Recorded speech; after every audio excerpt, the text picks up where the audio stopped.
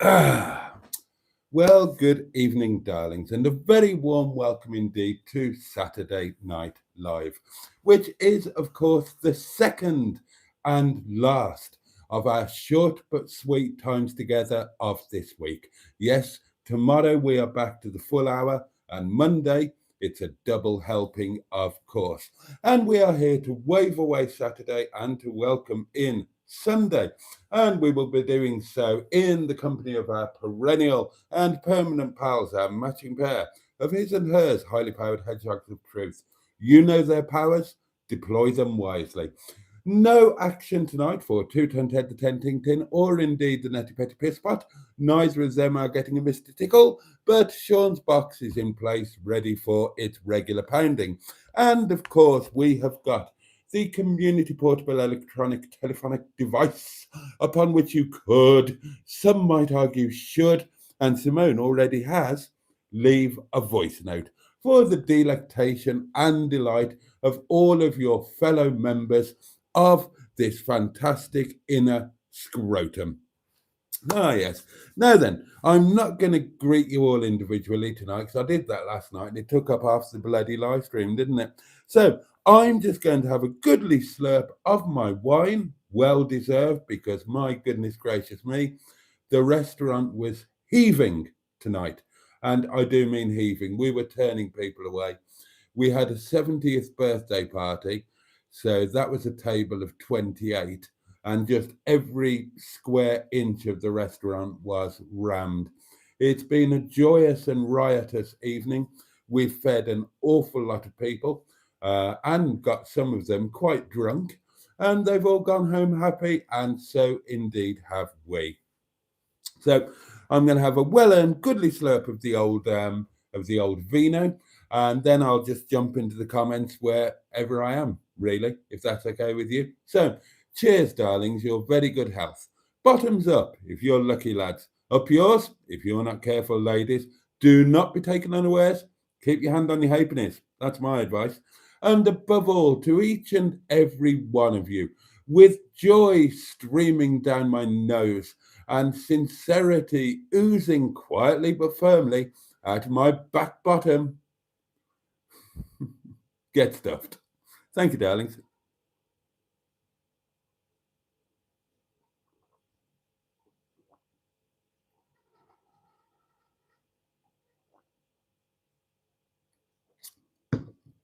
Oh, oh, oh, very nice too. Very nice too. Well, good evening, Diana, who loves Pinot Grigio. You are a woman of taste. Good evening, matron, community matriarch, and of course, owner operator of the community bosom. And what a bosom it is, to be fair. Nigel, the Honourable Nigel, Minister for Filth and Perversion. Good evening, Cairgorn One. Hello and happy guy. Good evening to you. The fabulous Danielle Batty has jumped into our midst, and that's nice, isn't it? Colin 1890 is with us all the way from the environ, thank you, of Milnrow. Oh, Barry's here, that guy from SETI Alpha 5. Always love to be joined by Barry. Andrew Buttigieg is with us. I was Spotify, of course. JB3. Barry's. Oh, it's Karen. It's not Barry. Oh. I saw the video about you living in your van. Well, not yet, but yes. Tough times, but good luck. Bless you. Thank you, Karen. Joanne Hill, good evening. Jen is with us. Oh, follow the candlelight. Hedgehog of Truth question. What was the most popular main meal at the restaurant tonight? The most frequently ordered? I'm embarrassed to say. Oh, Hedgehog of Truth. I'm embarrassed to say it's the national dish of Great Britain, chicken tikka masala. You know, what can you do? What can you do? At the end of the day, we're a business, and our job is to make money. Now, if people want to come in to a Nepali fine dining fusion restaurant where the head chef has won awards in 3 different continents, top awards in 3 different continents, and who is capable of producing some of the finest Asian dishes in the world. If they want to come in and order chicken tikka masala, that's up to them, isn't it? And they do chicken tikka masala, chicken korma, going off the standard pseudo-Indian dishes, because believe me, if you've ever been to India, you will know damn well you can't get a chicken tikka masala in India or a chicken korma, or, oh my God, they're all invented dishes designed to appeal to the UK palates, which mean they're stuffed full with sugar and salt. And we wouldn't touch them with a barge pole, but people enjoy them, so there you go. With a naan bread, of course, which we also wouldn't touch with a barge pole, apart from the very odd occasion. Again, sugar and salt.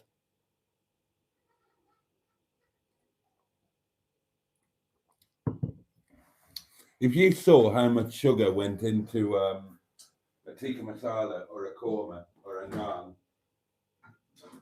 you wouldn't touch them with a barge pole either. Or maybe you would, as an occasional treat. I mean, a little of what you fancy does you no harm, does it?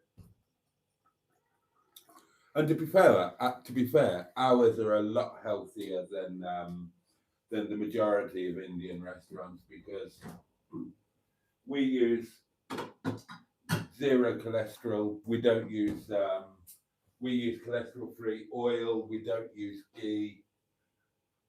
We try and healthy them up a bit, but at the end of the day, they are what they are.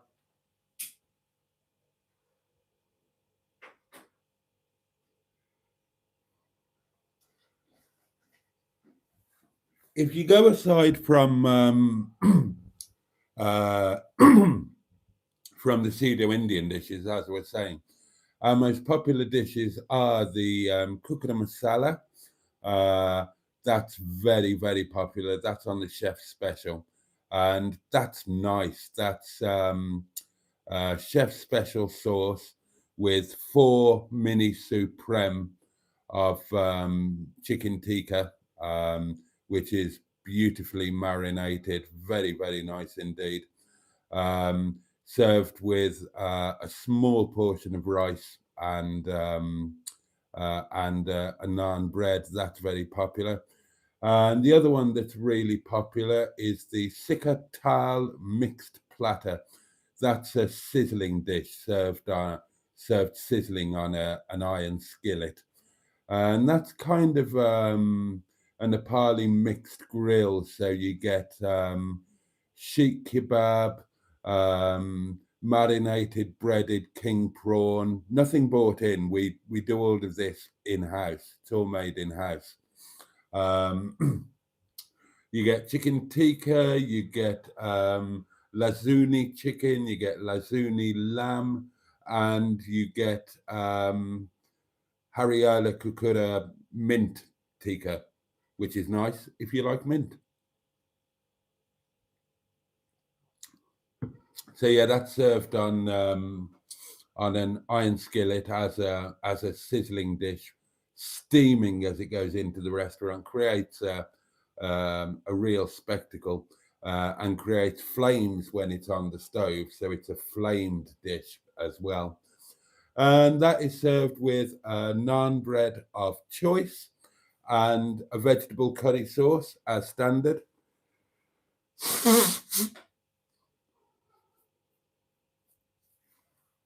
But the veg sauce can be swapped for any other sauce. So you could have jalfrezi, madras, vindaloo, Boaty sauce, masala sauce, any sauce you like, really. There we go. Honest Walks 2026. Just so you know, I've changed my channel name yet again from Jim's Hot Takes to this one.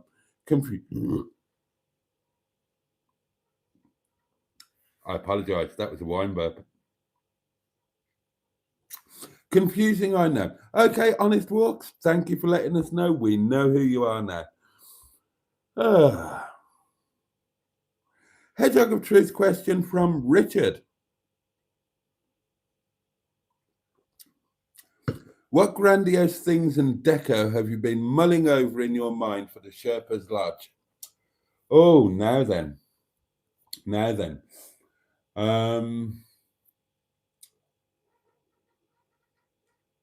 Oh, no real specifics.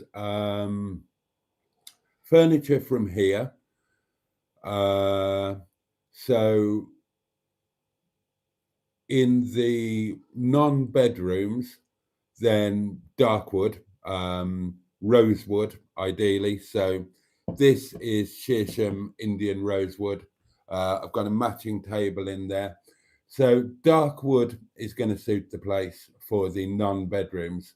So it'll be the stuff from here, and I will add to it. I would like to get I'd like to get one or two really classy antique dark wood knee-hole desks with a leather inlay on the top.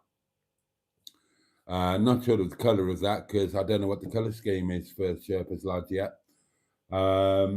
Bedrooms are going to be lighter and brighter, and the bedrooms will be pine, but proper pine, you know, not that awful fake pine stuff that you see knocking around. Well, I don't know what you call it.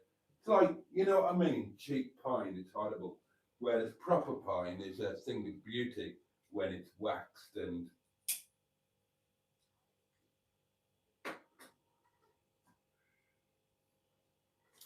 not sure on the bedrooms yet, but if it turns out to be a 3-bedroom layout, which I'm hoping that it will, at least, if not 4, then I'll use the 2 beds from Windy Bum.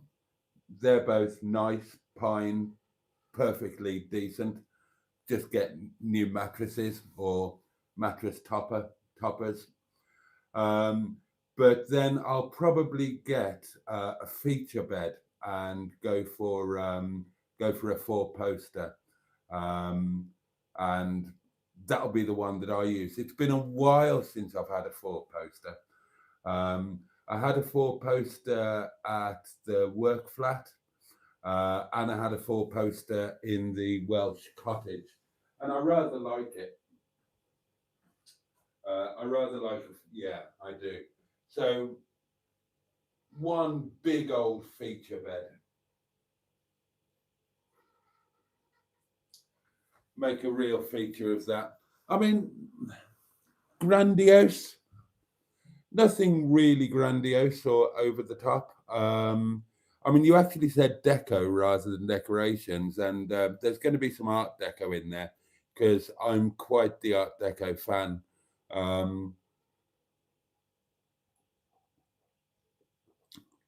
So it'll be a blend, as I see it, of a blend of classic and contemporary.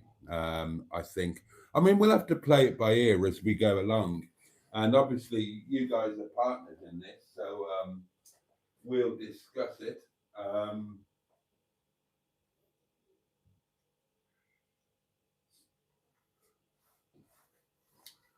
But yeah, that's kind of the plan. Have one feature bedroom with an amazing bed. Have some nice artwork dotted around, and then just a theme of just basic class. We'll have Denby tableware, servingware. We'll stick to Denby. Probably because I've already got such a lot of it, we'll probably stick with Denby Homestead. Oh, excuse me. Yeah, excuse me. That would make sense because I've already got such a lot of it. I've got a cupboard full of it here. So, give you an idea. Denby Homestead is 1960s, and it's I've got loads of pieces in there. So this is a gravy jug. It's a classic brown and beige to the outside, stamped Denby obviously, and then it's duck egg blue to the inside. And I've got so much of this, it makes sense to go with that. So another example, here's the soup setup. So saucer, lugged soup bowl, again with the duck egg blue to the inside, and of course a lid, because naturally you want to keep the soup warm while you're transporting it. Butter pats, individual butter pats, for each breakfast setting. I've got plenty of those, so they can go in there. What else have I got?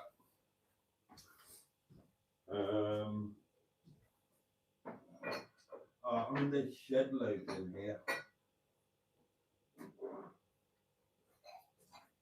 God, could all do with a bit of a dust. Cups and saucers, obviously. Again, the duck egg blue. Yeah, so I think Denby Homestead for the oh,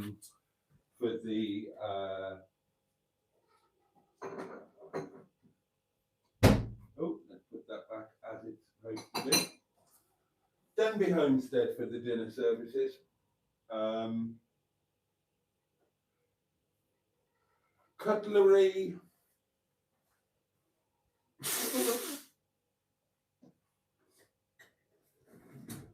Cutlery.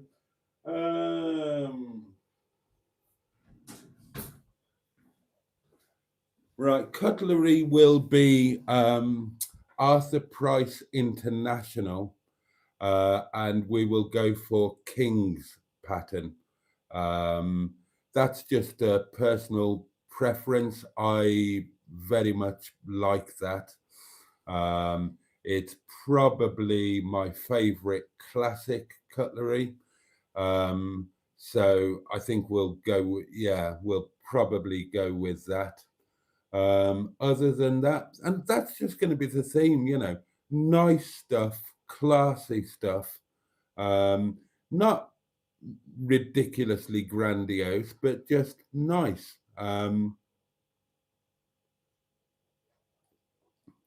The general, I want to use the word zeitgeist, but I'm not being, without wishing to be rude, I'm not sure if everybody would get that. So the general dynamic then, if you like, rather than using zeitgeist, it'll just be to encourage people, to gently encourage them to have a nice time and indulge themselves a bit. There'll be some form of drink station. I'll certainly use the piece that I've got in the front parlour because I adore that. I've got a lot of history with that. When I bought that, I was absolutely delighted. And there will be complimentary booze. That's one of the things I'm planning. I've only stayed in an Airbnb once, and they kind of come with well, as far as I've seen, they come with a guidebook of you know, local attractions, local takeaway menus, all very sensible. I will do the same. But it's also kind of a big book of rules. Do this, do that, don't touch this, don't touch that. And I would kind of like to move away from that. And so I'm going to do the things that probably other people don't do. So there's going to be booze there and people can help themselves. They'll probably nick it and take it with them, but there'll be basic food there. And a range of, there'll be a range of stuff and people can just help themselves to it. That's my idea. It won't be huge in terms of cost. You know, how much does it cost to put a half decent bottle of white wine and a half decent bottle of red wine there and just say, help yourselves. You're welcome. Thank you for coming. And I'm not sure how many other places would do that. But yeah, there will be wine there. I'll put basic, I'll put basic foods in there and stuff, and people can just help themselves. I figure that the cost will be relatively minimal. And my basic idea is that it will give a sense of that you're staying at a nice friend's place, and so you're perhaps likely to be a little bit more respectful. And the fact that it will have nice things in it, nice cutlery, might encourage people to be a little bit more respectable. Yeah, they might just nick it all, they might just smash it all, but we'll learn as we go along. But yeah, I plan to make it luxurious, classy, and above all, really tasteful. And we'll have to try and highlight that in the marketing in order to hopefully attract a certain type of clientele. One interesting thing to talk about, he said, ignoring all of the comments, is that somebody jumped into the comments on today's video who has got an Airbnb. And I said in the video that the competition, they don't do single nights. And I said, I think that's a bit short-sighted. So I'll absolutely do single nights.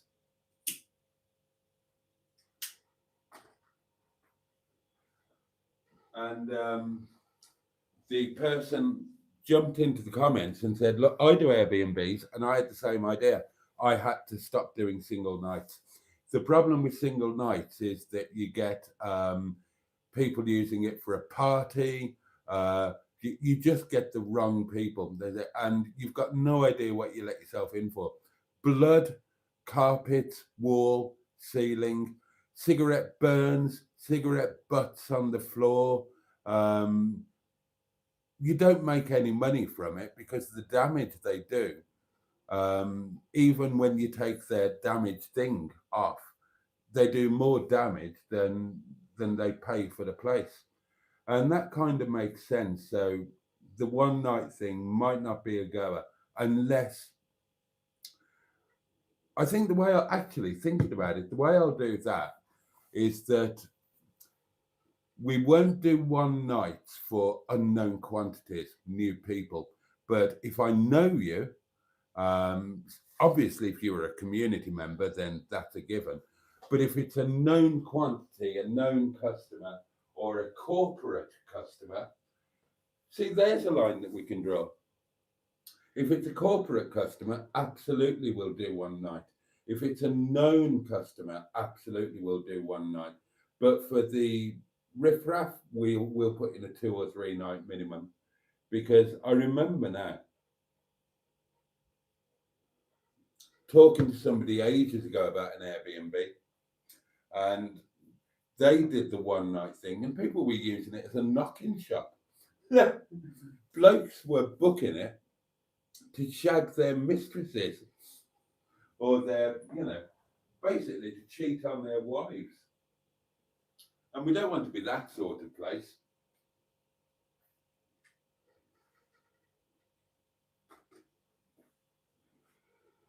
But we'll have fun dressing it, and we'll make some mistakes, no doubt, as we go along, and we'll learn from them. But I'm confident that we can do something quite special. I've got form in doing that sort of thing. I've got form in doing things differently. Somebody else said, again in a comment on the video, that the Airbnb fad is fading. And I hope it is, because that will be less competition. And my immediate thought in reply to that was, Well, that's not going to apply to me. I'm Jason Parry Hughes. And honestly, that's a bit of a thing in my mindset. If it's a fading market, I wouldn't worry about that at all. Because if the market was 50% of what it was 3 years ago, that's fine with me. I haven't got a problem with that, because I'm not chasing 50% or 100%. I'm chasing 0.001%. I just want my place to be full. And there's always going to be a market for an Airbnb type thing. Put whatever title on it you want. And I don't need to worry about the market full stop. I just need to be better than anybody else, so that I get all of the share of the market that I need. And I'm absolutely confident that I will, because, oh, this is going to make me sound horribly arrogant, but we're getting into business now, and that's what I do. That's what I do. I don't have any skills. When it comes to employment or anything like that, I don't have any skills. My qualifications are worthless. One of my qualifications, well, I mean, if you really want to know my qualifications, then I've got O levels. Yes, I am that old. I did the very last year of O levels. I've got A levels. Well, you know, in the real world, what bloody use are they? I got 4 A levels: English, economics, sociology, and psychology, all grade A. What use are they? None whatsoever. I've got a degree, a first, as it happens. It's in economics. Technically, I'm an economist. What bloody use is that? Now, my other degree, which I didn't actually finish because I was trying to do 2 degrees at once. Oh, that's all a long story. But I did 3/4 of my LLB, my law degree. Now, that has been useful in real life. But my academic history's got no value to it whatsoever. And in normal terms, in normal employment terms, I am entirely unskilled. I'm not a plumber. I'm not an accountant. I'm not, I don't know, what other jobs are there? I'm not an HGV driver. I don't have any employment skills, and I don't have any real history in terms of employment. So you name virtually any job and I can't do it, because all of my experience has been creating out of nothing and building multi-million-pound companies. And that's a totally different kind of thing. And history would suggest that I was actually pretty good at it. So when it comes to business, that's one area where I never doubt myself, because I just think, okay, this is a business. I will find the way to make it work, and to make it work better than anybody else. That's the bloody arrogance in me. But it's arrogance born of history and experience, and at the end of the day, results. Um, you know, the fact that for the last 10 years I've been a complete loser, um, skint, hanging out of his arse, no arse in his trousers, as our Scottish friends say.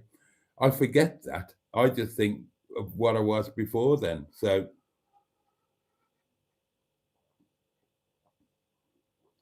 throw any business at me and I reckon that, yeah, I'll do it. Anyway, better get back to your comments. It's like, God almighty, it's time to go. I've only just started.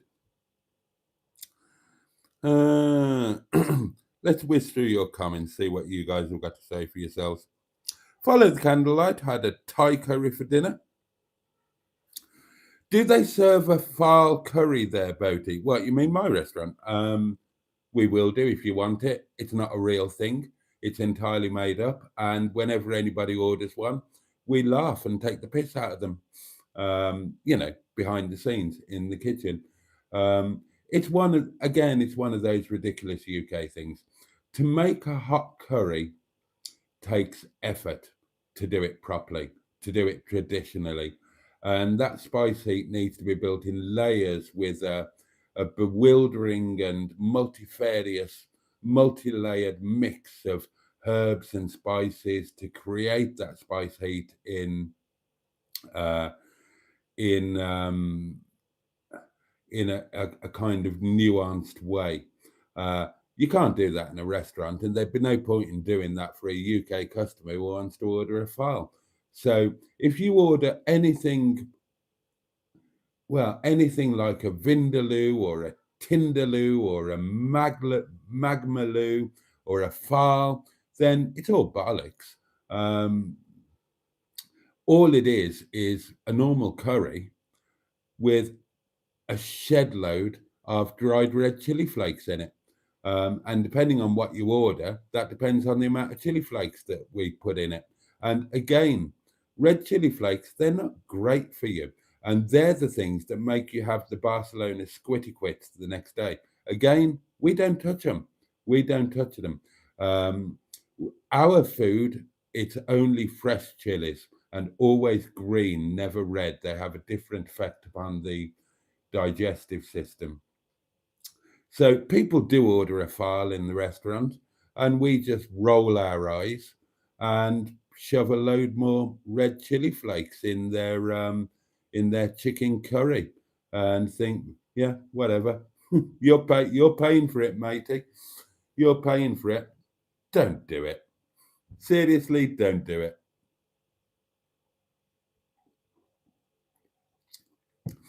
If you want to eat a curry that is insanely hot, then have a proper curry and use different chilies. There's a video on my channel where mistakenly we made staff curry with a Carolina Naga Reaper, which is the hottest chili in the world.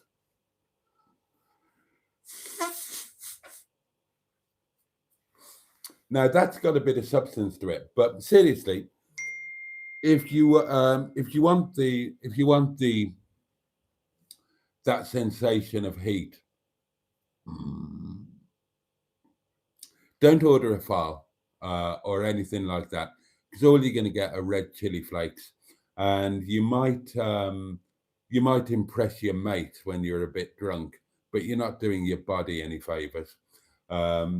Our staff curry, for example, as Peter found out, because when Peter and Chloe visited a week or two ago, Peter had the staff curry. It's not that hot as it's made. And there's a couple of us in the restaurant who prefer more spice. What do? We add in fresh green chilies.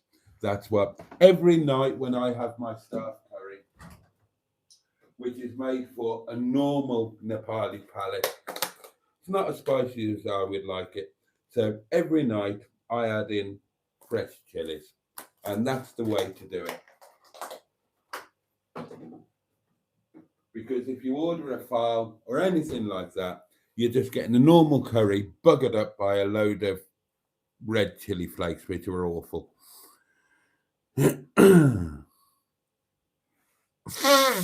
Oh, excuse me. The roses have perked up. Yeah, they're different flowers. I remembered them today. They should have been here 3 days ago. Followed Candlelight wonders how the Yorkshire nomad is after all the rain. Oh, bless him. Bless him. I worry a bit about that. Hopefully he's okay.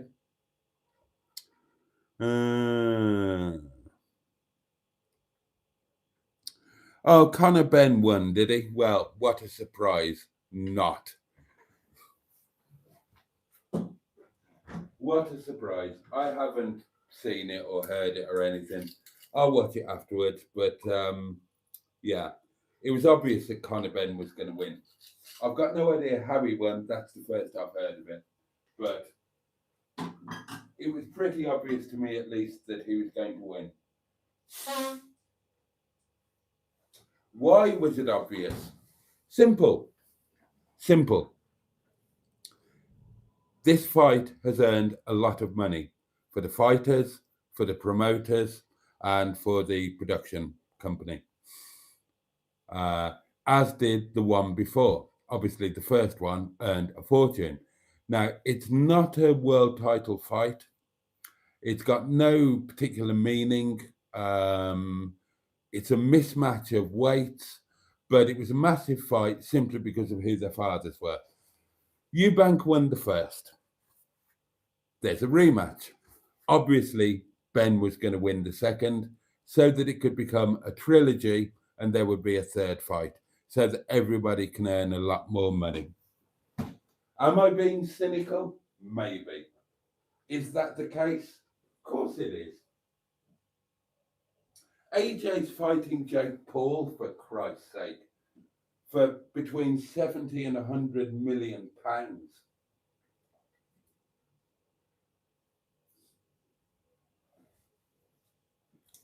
At least 50% of boxing is gone. It's like my sport, cycling. That's gone because of drugs. Boxing was my second sport. If I hadn't have cycled, I'd have been a boxer. I did box, but it would have been, I would have made a career of it had I not gone down the cycling route. Because honestly, I was a more talented cyclist than I was a boxer, but naturally talented. But, you can work, can't you? And the stuff that's going on now, it's just kind of gone. AJ against bloody Jake Paul, for Christ's sake. I hope I'm wrong. I'll watch the fight after this, or more likely in the morning. And hopefully I'm wrong. Hopefully it was a genuine fight and a good fight and a good result. Again, not having seen it, as I said last night, you can make an argument for Ben winning. He's got more experience. He's younger. The last fight took less out of him than it did out of Junior. So maybe it's a completely genuine thing. But either way, it'll be a trilogy. There'll be a third. You can guarantee that.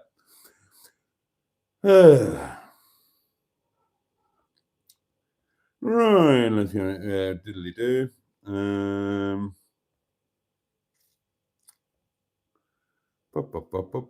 Oh, Josh, hello.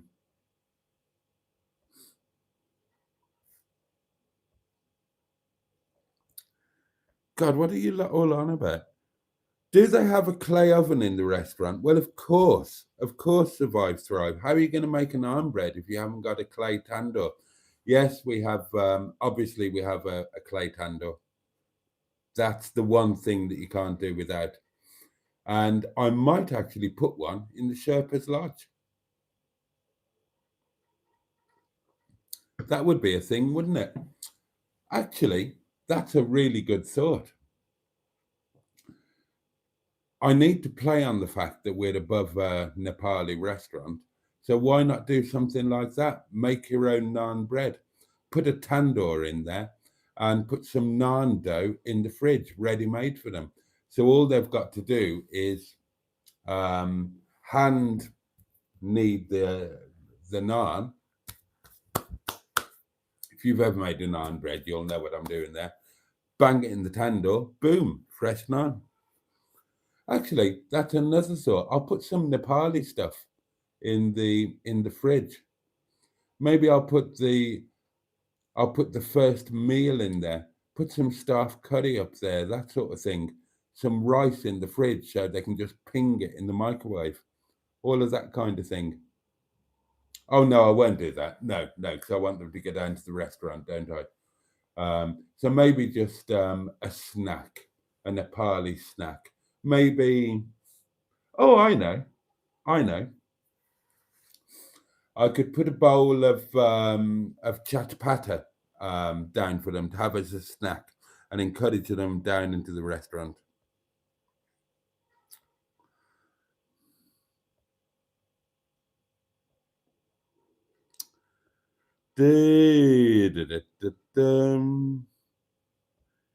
Oh, I'm so looking forward to my lunch tomorrow.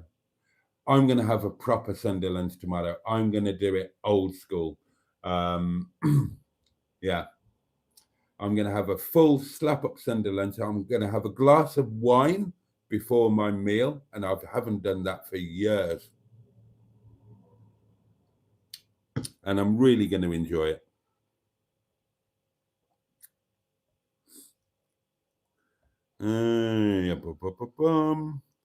Right, what are you all rattling on about?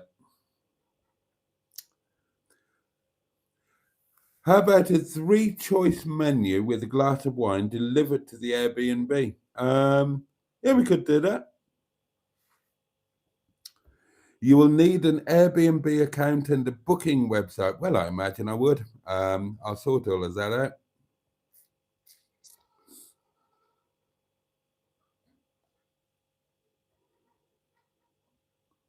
Oh, crystal decanters. Blimey.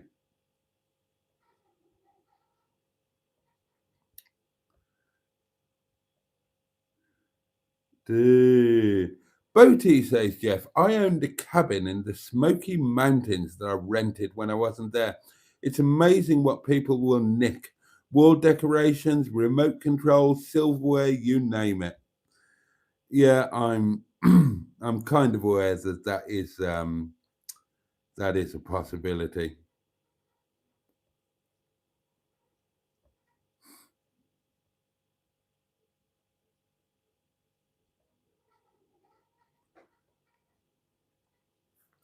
I mean, this is the very early stages.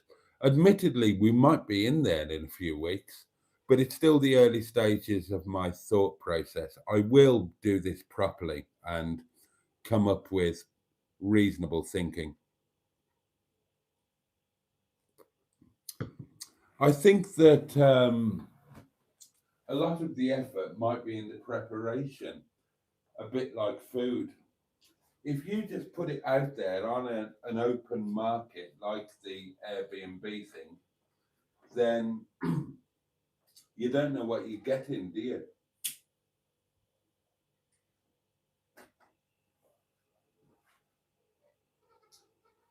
Whereas I've always thought that I'd go out down a direct route. Excuse me.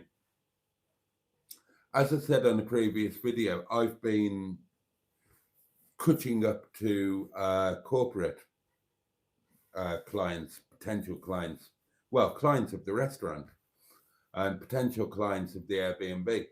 So if I can work directly with them, so I know I'm getting corporate guys that I know are okay and they're not just going to piss up the walls and steal this and break that, then I won't have to worry about that.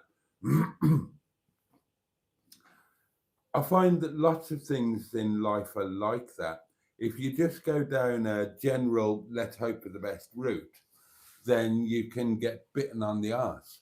But if you are proactive and take a bit of control of it, then you can manage it. So, yeah, go after what you want rather than just accepting whatever you're given. I mean, I'll have to work all of this out. There could be some qualifiers, even. There could be a kind of qualification process. Do you qualify to stay at my place?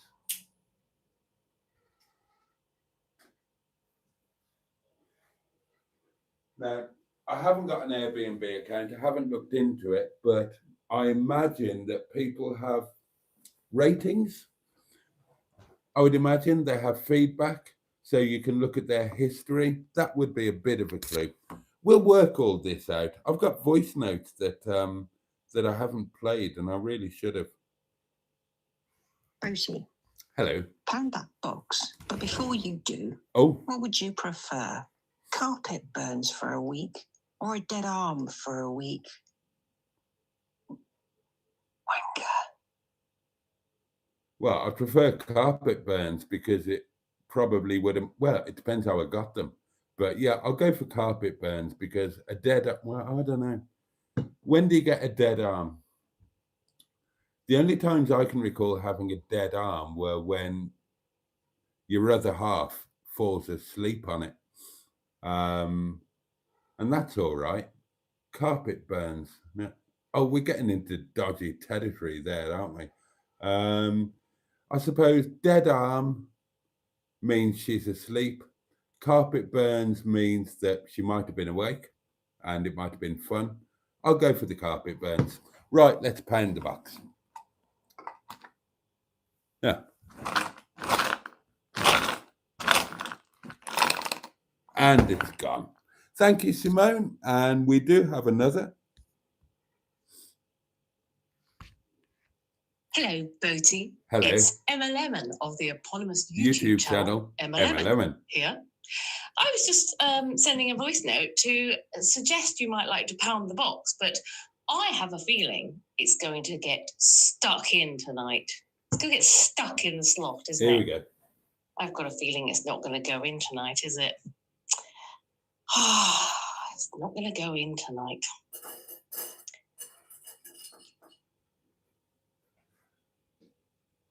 Emma, my dear, you know as well as I do, where there's a willy, there's a way. Now then, I'll stand up for this one because I'm a gentleman. Another pound. 3, 2, 1. Stuck. Stuck.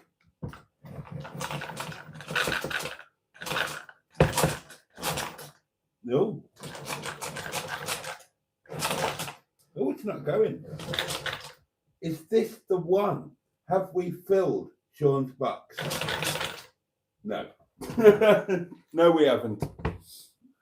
But we're getting bloody close.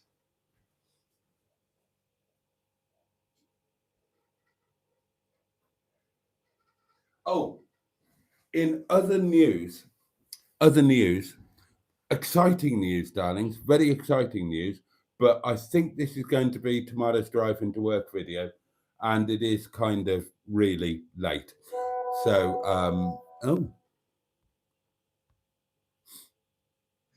If somebody's pounding is unsuccessful, do we win anything? You probably should do. Okay. Right. This is not for tonight. This is for the future. But whoever instructs me to pound the box on the occasion when the box cannot be pounded because it's too full, it's too stuck, and I can't get it in, whoever issued that instruction wins a major prize. I'm not sure what yet. We'll work that out. But well done, Simone. That's a great idea. Yeah. So whoever issues the box pounding instruction for the pound that won't go in wins like a massive prize, a properly massive prize, like, I don't know, a full meal for 2 in the restaurant, a free night at the Sherpa's Lodge, something like that, something fairly major, or an equivalent for those who are in another country, something like that. But yeah, we should totally do that. If it gets stuck, you did previously offer a night in the guest cupboard and loads of Momo. Yeah, well, that could be an option as well. But again, no good for the people who are in Finland or Australia. But we could do something like that. And if you're not able to make use of it yourself, you could gift it or sell it to somebody who was within reach. But yeah, we'll definitely do something major. That's a great idea.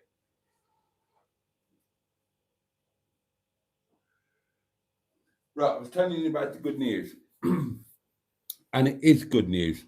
I'm going to talk about it on the video tomorrow, so I'm not going to go on at great length, and it is really late. Right, not this Monday coming, but a week on Monday, so like 8 or 9 days' time. 8 days, because it's Sunday now, isn't it? Daniel is coming to spend 1 or 2 nights up here, and he's going to fit Netty with the diesel heater and a couple of other things. He doesn't know about the other things potentially, but I'm going to hit him with them when he comes up here. So that's going to be a community connection. That's going to be amazing. Good video footage, of course. But it means that Netty, who by then should have her MOT, will also have a heater. And of course,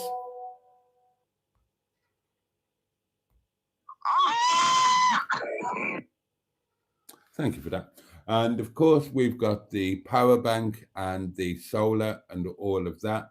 So within the space of a week and a half, Netty is going to be self-contained and off-grid. So we've got this Monday coming, like tomorrow, not much happening. Then the next Monday will be the fitting of the diesel heater. And then Mondays after that, we're going to be going winter off-grid wild camping. Oh, and I hope it snows. I want to have nights up at Stanage Edge when it's snow and ice and crazy outside, and we're all warm and toasty inside Netty with curry and wine and beautifully lit. So that's really, really exciting. That's going to be taking Netty to a whole new level, and that's going to be happening, yeah, really soon. So that's mega exciting. But I'm probably going to bang on about that in tomorrow's video, which you will get on Monday. The video that you'll actually get tomorrow. Oh my God, that's the one I recorded today, isn't it?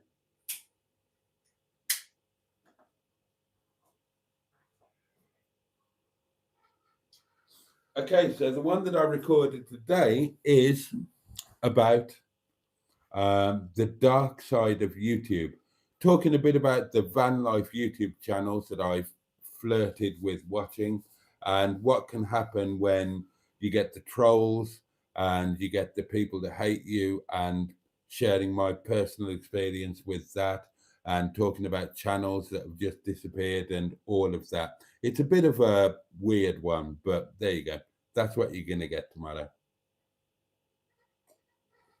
And on that note, it's kind of time to say goodnight. 24 minutes of BAT. One major reason people are steering away from Airbnb and such is the fear of hidden cameras. People are afraid of being spied on. You must address this and allay their fears. So it sounds crazy, but that makes total sense. But it's the world we live in. That makes total sense. Thank you. That is really worthwhile, and I will definitely do that. I'm not going to be as remote as most people because I'm just going to be underneath in the restaurant.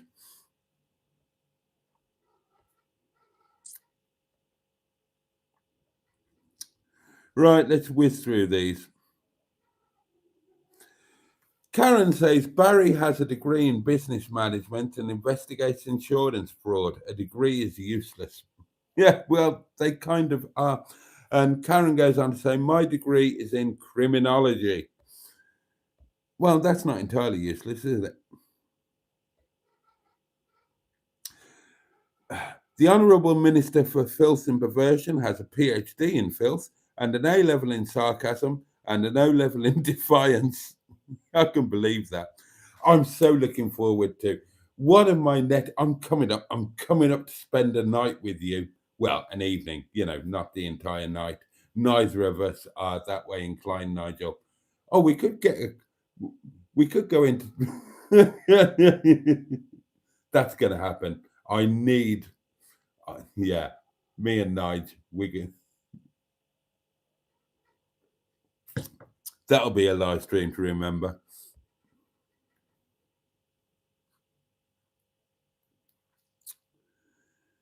Oh dear. Oh, it was a good fight, by the way. Colin nailed it. I'm looking forward to watching it.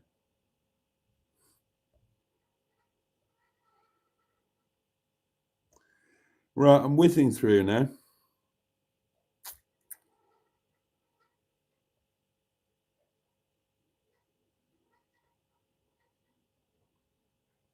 How far am I behind? Oh, possibly quite a lot.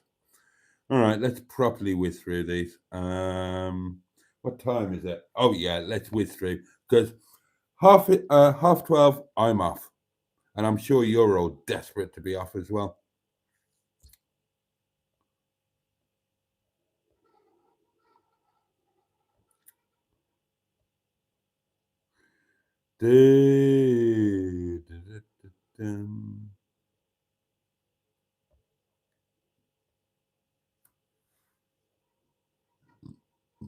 Excuse me.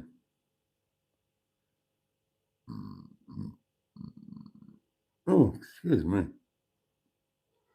Hedgehog of Truth question from Wrinkles. Offer the Airbnb guest 10% off meal, excluding drinks, of course, in the restaurant. That's not a question, so it can't be a Hedgehog of Truth thing.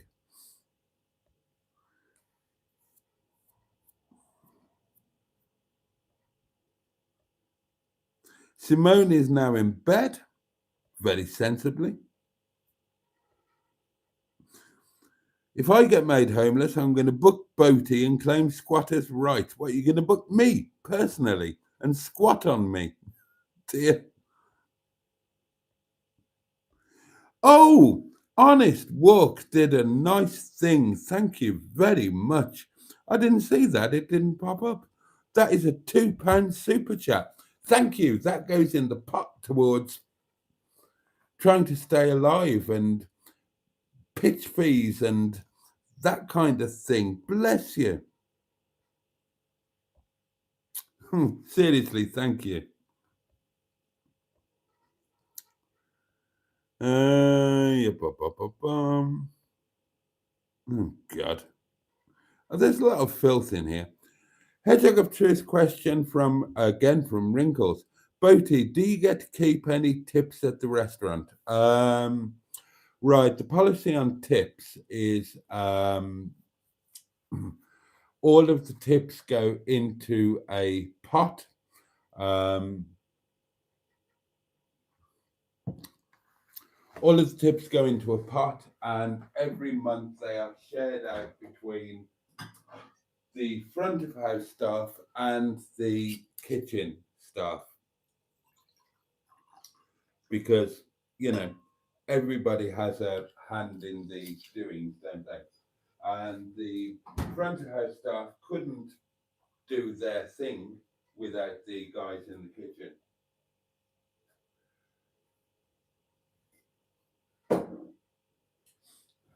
So none of the tips are kept on the night, but we keep a record of all the tips, whether they come by card or cash or whatever. They go into a pot, and then every month the tips are shared out and calculated depending on how many days a week you work and that kind of thing. But basically, everybody involved gets an envelope slipped to them at the beginning of a new month with the previous month's tips. So yeah, absolutely, you do. Everybody gets a share, but that's everybody, including the kitchen staff, which I think is right. We are definitely not one of those awful restaurants that where the tips are kept by the management. No, absolutely not. Neither are we one of those restaurants that that don't pay the staff enough and assume that they'll have to survive on their tips. We pay the staff pretty well, look after them. It's Oh God, the restaurant's amazing. It's like a happy family atmosphere. We have fun, we laugh, we eat like kings and queens. We work hard, and we share the tips out. Yeah.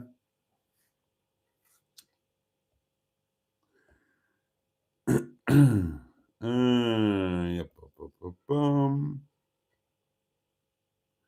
Does Boaty nick those flowers from the restaurant? Yes and no, Survive Thrive. I don't nick them. We have fresh flowers on every table in the restaurant every night.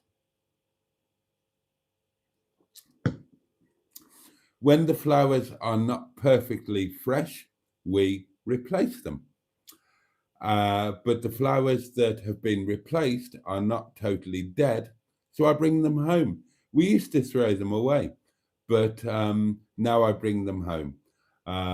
So they are from the restaurant, but I don't nick them. I bring them home with my own permission, because otherwise, otherwise they just go in the bin.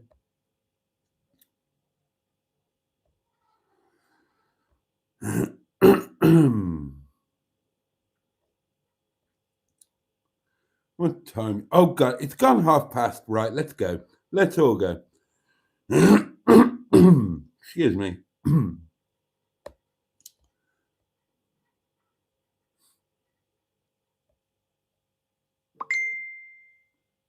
Oh, what's that?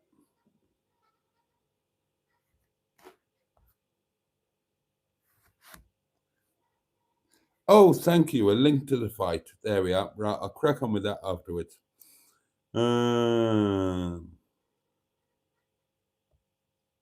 Right, I'm going to whiz through and say good night now.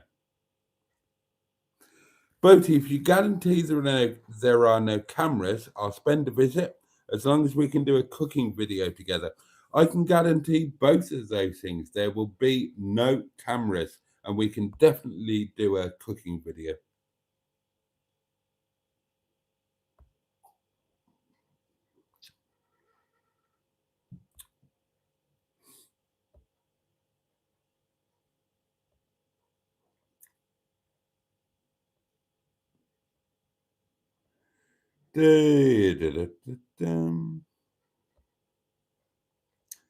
And everybody's saying good night. So yeah, on that, it's super late, isn't it?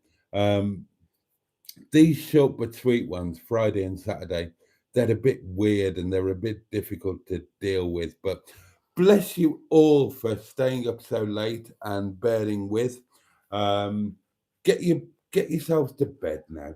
Make sure that you've had enough to eat and had a nightcap, and get yourself to bed and sleep well. Let me wish each and every one of you a safe and peaceful night and a good day ahead. May it bring you joy, may it bring you pleasure, may it bring you a fabulous lunch like I'm going to have. But at the very least, please, may it be manageable for you.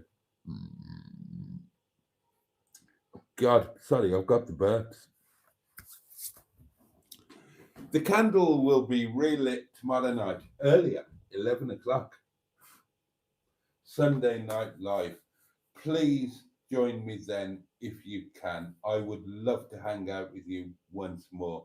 In the meantime, all the love in the world from me. And on that note, can't wait to see you tomorrow. All the love in the world from me. Peugeot, and indeed, what comes next? Oh, yes. Bosh. Good night, darlings.